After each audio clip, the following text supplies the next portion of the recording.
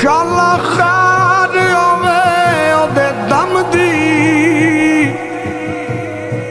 और संगार मैनू चंगे नहीं लगदे किसे चीज ते नजर नहीं जमदी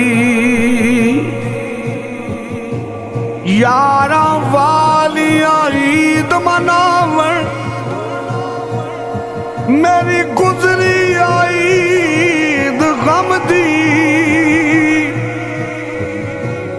यार फरीदा मेरा यार मिला दे निता ईद मेरे किस कम दी।